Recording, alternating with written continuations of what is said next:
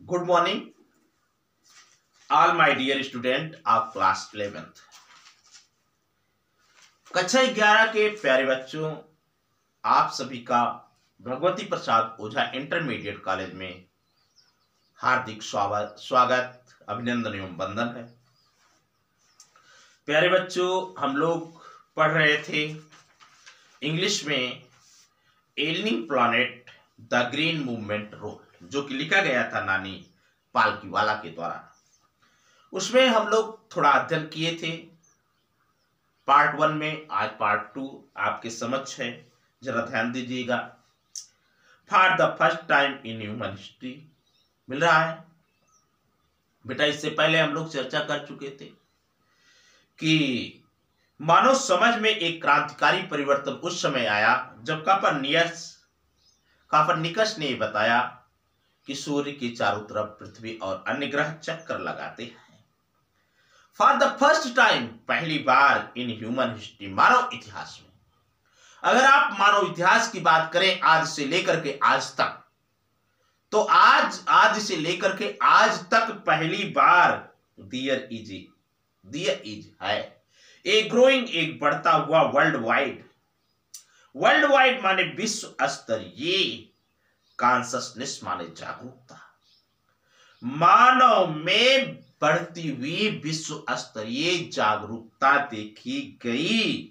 That की the earth, Prithvi itself अपने आप इज माने है ए लिविंग, एक सजीव ऑर्गेनिज्म, प्राणी। बेटा, मानव इतिहास में पहली बार विश्व स्तरीय बढ़ती हुई सचेतना जागरूकता देखी गई कि आज मानव ये समझने लगा कि पृथ्वी अपने आप में एक सजीव प्राणी है।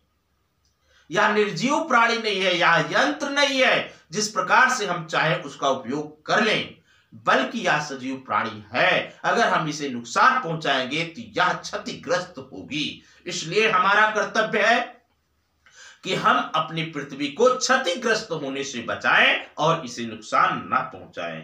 एन इनॉर्मस माने विशाल काय, बीइंग माने सजीव प्राणी है, आप जिसके बी आर पार्ट, हम लोग अंश हैं।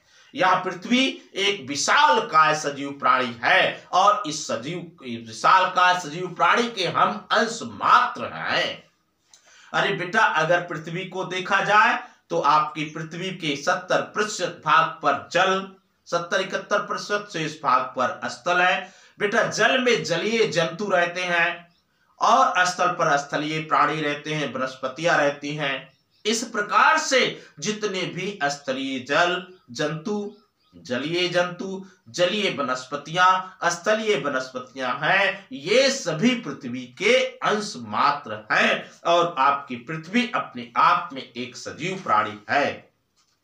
बेटा, विश्व के इतिहास में ऐसा पहली बार हुआ कि लोग सचेतना, क्या कहते हैं, लोगों में एक सचेतना आई कि हम अपनी पृथ्वी के प्रति जागरूक हो जाएं। इसके पास है इट्स ओन, अपनी स्वयं की, आपकी पृथ्वी में अपने स्वयं की है मेटाबॉलिक नीड्स। मेटाबॉलिक माने उपापाचयी, नीड्स माने जरूरतें। आपकी पृथ्वी को अपनी स्वयं की उपापाचयी जरूरतें हैं। अर्थात जिस प्रकार से आप भोजन ग्रहण करते हैं, भोजन ग्रहण करने के बाद अन्य ऑर्गेनिक को ग्रहण करके आप अपने भोजन को पचाते हैं, संश्लेषित करते हुए पोषण को अपने शरीर को देते हैं। उसी प्रकार से आपकी पृथ्वी अपने पोषण को लेने के लिए अन्य चीजों को ग्रहण करते हुए अपना पोषण लेती है। इट में है इट्स ओन, अपनी स्वयं की मेटाबॉलिक नीड्स, उपापाचयी जरूरतें, एंड विटल प्रोसेस। विटल माने जीवन देने वाली, प्रोसेस माने प्रक्रिया। बेटा, और पृथ्वी में जीवन देने की प्रक्रिया है, अर्थात यह सजीव है और सजीव प्राणियों को अपने आप में आश्रय देती रहती है। विच नीड, जिसे जरूरत है, टू बी रिस्पेक्टेड, क्या करने की, सम्मान करने की। एक बात आप एकदम गौर करके जानिएगा कि आपको अपनी पृथ्वी की सम्मान करने की जरूरत है एंड परसर्व और सुरक्षित रखने की जरूरत है, क्योंकि बेटा इसमें मेटाबॉलिक नीड्स है और विटाल प्रोसेस है, जीवन देने की प्रक्रिया है, उपापाचयी जरूरतें हैं। यह एक सजीव प्राणी है और सजीव प्राणी होने के नाते सजीव के सामान इसका सम्मान किया जाना चाहिए और इसे सुरक्षित रखना चाहिए। द अर्थ पृथ्वी के विटाल साइंस जीवन देने वाले चिन्ह रिवेल माने प्रस्तुत करते हैं ए पेशेंट माने बीमार या रोगी। In the declining health, declining माने पतन होते हुए, हेल्थ माने स्वास्थ्य। बेटा पृथ्वी के जीवन देने वाले निशान इस बात को प्रस्तुत करते हैं कि पृथ्वी का स्वास्थ्य गिर रहा है और ए पेशेंट बन रही है।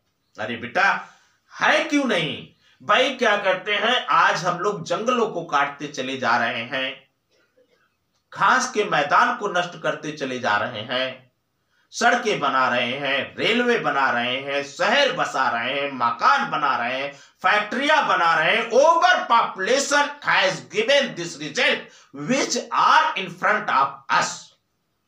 We can see that the natural beauty of earth is being decline. समाप्त होता चला जा रहा है बेटा, तो हमारी पृथ्वी का स्वास्थ्य गिर रहा है, हमारी पृथ्वी बीमार हो रही है। बी है बिगिन, हमने प्रारंभ कर दिया है टू रियलाइज महसूस करना और अपनी इथेटिकल माने नैतिक ऑब्लिगेशन माने जिम्मेदारी, हमने अपनी नैतिक जिम्मेदारी को समझना महसूस कर लिया है। अरे वाह मानो, तू महामानव की सामान हो गया है। और पालकी वाला कहते हैं कि हमने अपनी नैतिक जिम्मेदारियों को महसूस करना प्रारंभ कर दिया है कि इस पृथ्वी को बचाने के लिए हमारी नैतिक जिम्मेदारियां क्या होनी चाहिए। बी है बिगिन, हमने प्रारंभ कर दिया है टू रियलाइज महसूस करना और अपने इथेटिकल नैतिक ऑब्लिगेशन जिम्मेदारियों को। टू बी बनने के लिए गुड माने अच्छे, स्टुवार्ड माने व्यवस्थापक ऑफ द प्लैनेट, अपने ग्रह के प्रति, अपने ग्रह के प्रति हम अच्छे व्यवस्थापक बनने के लिए अपनी नैतिक जिम्मेदारियों को महसूस करना प्रारंभ कर दिया है।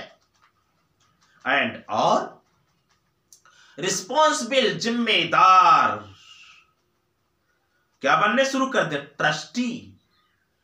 ट्रस्टी वह व्यक्ति होता है जो किसी संपदा का मालिक होता है, अंशकालिक।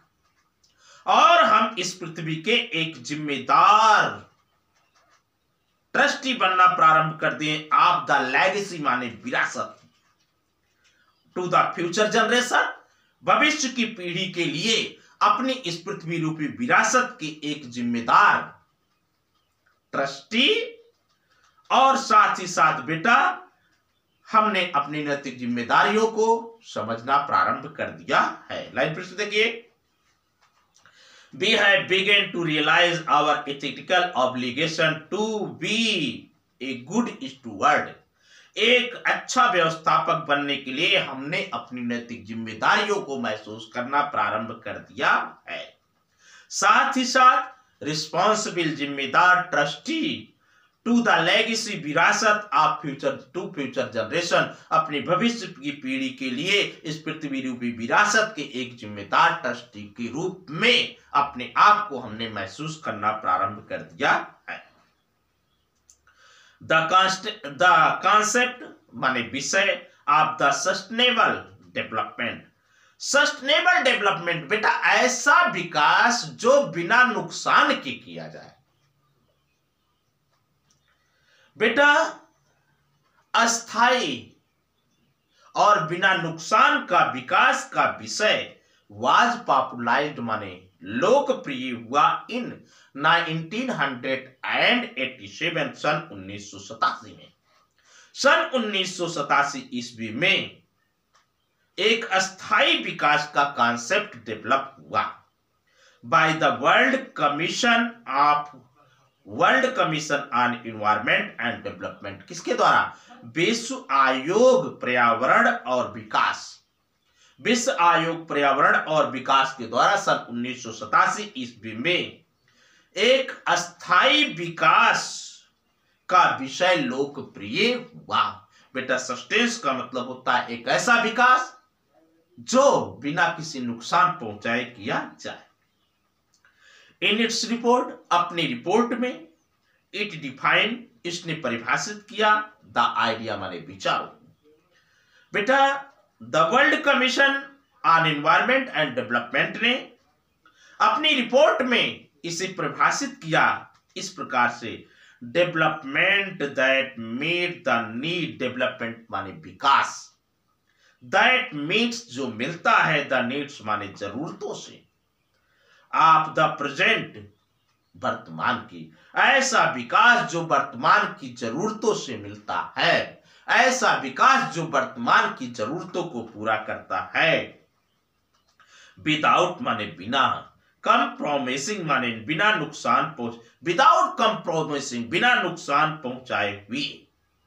बेटा ऐसा विकास जो वर्तमान की जरूरत को पूरा करता है, वो बिना नुकसान पहुंचाए हुए, द एबिलिटी माने योग्यता को, ऑफ द फ्यूचर जनरेशन भविष्य की पीढ़ी को, मीट माने मिलने वाली, भविष्य की पीढ़ी को मिलने वाली जरूरतों को पूरा करने के लिए ऐसा विकास होना चाहिए जो वर्तमान की जरूरत को पूरा करे और नुकसान ना हो, वर्तमान की जरूरतें पूरा हो, नुकसान ना हो, और वो जाकर के भविष्य की जरूरतों को भी पूरा करे। दियर नीड, उनकी जरूरतें, ध्यान दीजिएगा बेटा, डेवलपमेंट विकास, दैट नीड्स जो, दैट मीट्स जो मिलता है, द नीड्स माने जरूरतों को, ऑफ द प्रेजेंट माने वर्तमान पीढ़ी की, विदाउट कंप्रोमाइजिंग बिना नुकसान पहुंचाए हुए, द एबिलिटी माने योग्यता को, ऑफ फ्यूचर जनरेशन भविष्य की पीढ़ी को, टू मीट माने मिलने वाली, दियर नीड्स उसकी जरूरत, भविष्य की पीढ़ी को मिलने वाली जरूरत को पूरा करने के लिए वर्तमान की जरूरत को बिना नुकसान पहुंचाए हुए पूरा करते हुए विकास होना चाहिए। विदाउट बिना, स्ट्रिपिंग माने नुकसान पहुंचाए हुए, द नेचुरल वर्ल्ड प्राकृतिक संसार को, the natural world of resources प्राकृतिक संसार के संसाधनों को बिना नुकसान पहुंचाने हुए, फ्यूचर जनरेशन वुड नीड जो भविष्य की पीढ़ी को जरूरत है। बेटा भविष्य की पीढ़ी की जरूरत के संसाधनों को बिना नुकसान पहुंचाए हुए विकास होना चाहिए। आप विकास करिए, लेकिन आपका विकास ऐसा नहीं होना चाहिए कि भविष्य में आने वाली पीढ़ियां आपके विकास से पीड़ित हो जाएं और उन्हें उनकी जरूरतें ना पूरा हो सके और अंत में वे स्वयं एक बीमार ग्रह को प्राप्त करें और स्वयं अपने आप में बीमार को महसूस करें। बेटा यहीं पर ये लेक्चर मैं समाप्त करता हूं। अगले टर्न पर हम इसके आगे का शेष भाग लेकर के मिलेंगे पार्ट 3 में। तब तक के लिए अलविदा। पढ़ते रहिए, मुस्कुराते रहिए। Thank you for watching the video.